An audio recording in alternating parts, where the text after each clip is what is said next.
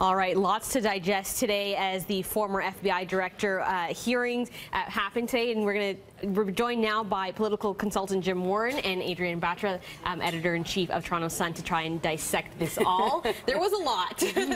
Right out the gate, we heard him call the president a liar, that he saved memos because he was concerned that he was going to lie. I just kind of want to get your initial reaction to some of what we heard today. I'll start with Jim. It was extraordinary in that the words he used and the language to call the president a liar, bold-faced liar, basically, to his face. That's quite extraordinary. There was no smoking gun. There's no way that the president is going to be impeached as a result of this testimony today. But this is a chess match of political pieces being played out here of the Republicans and Democrats in the lead up to the 2018 midterm elections. Adrienne? Donald Trump was not a loser today. I know that there's a lot of people on the Democratic side of the aisle who still have not accepted the results of the election from 2016, would have liked to have Jim Comey come out and say that the president told me to do this, the president ordered me to do that. I think, if anything, Jim Comey was the one that was more revelatory with what he said. There have been so many leaks to the Washington Post, to the New York Times, to the media in general, with everything that's been going on with the Senate Intelligence Committee, that Mr. Comey was the one that admitted himself he leaked the memo to a friend of his so he didn't have to deal with the media, which is an extraordinary admission. Well, that was going to be my next question, which is, do you think that that admission that he went to a friend to leak that information, will that undermine his credibility? Jim? I don't think so. I think he actually showed a lot. He was a really strong performance today. He had clearly rehearsed and knew everything that he was going to do. He had anticipated the questions. And I guess for him, he's kind of the frame of mind, Donald Trump's throwing me off a cliff. I'm going to try and grab his ankle and pull him with me. So he really is, he doesn't really care, I think, about his own reputation long term. I think he's looking to try and take down the president and land some body blows in the process. And you know, you talk about Trump not being the loser today, and he was vindicated when it was revealed that he was not under investigation. We did hear from his camp today. It's interesting, it was from his personal lawyer, not from the White House. What did you make of the kind of reaction? Well, I think that Donald Trump's staff finally got a grip on him today and took his Twitter account away so he wouldn't. For how long? We'll see. Right. But at the very least, the narrative today from the White House is not as negative as it has been in the past few weeks, in part because the president was busy with other things, you know, being president of the United States and, you know, trying to get things done.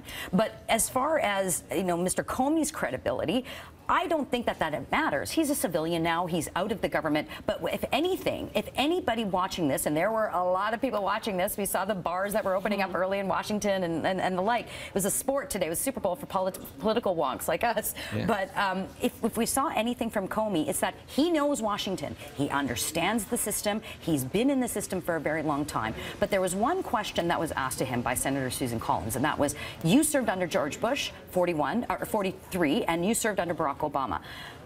Did you make notes after your meetings with them? And he said no. And then he also went to the Attorney General, Jeff Sessions, and said, I don't want to meet with the president by myself anymore. Then he proceeded to have 5 more meetings with him. So you've been talking about credibility. Digest. Yeah. Jim, I want to ask you a little bit about kind of how you see this playing out, because you mentioned no smoking gun. Right. People were hoping for a big bombshell today that was going to be the nail in the coffin.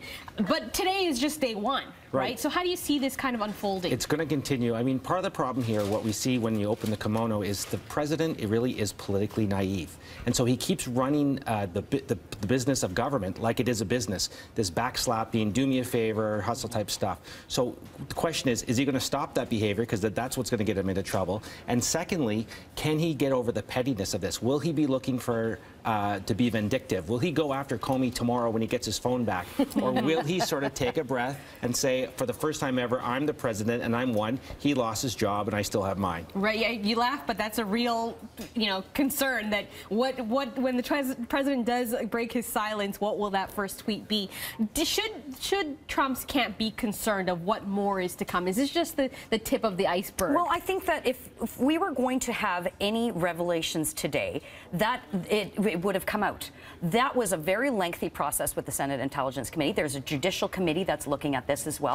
But the problem for the White House ultimately is that they've allowed this narrative to continue with this whole Russia investigation, et cetera. But I think that there is some clarification that clearly there was no collusion, there was no request, so that's positive.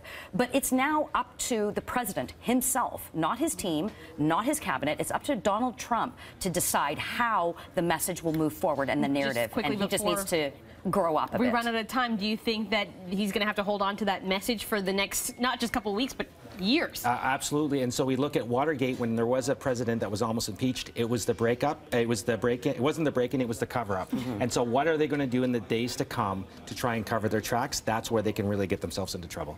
Well, it was really interesting to watch, and I'll be interested to see the rest of this as it all unfolds. Thank you both so much for joining us. Adrienne Batra with The Sun and Jim Warren, political analyst. Thanks so much for being with us.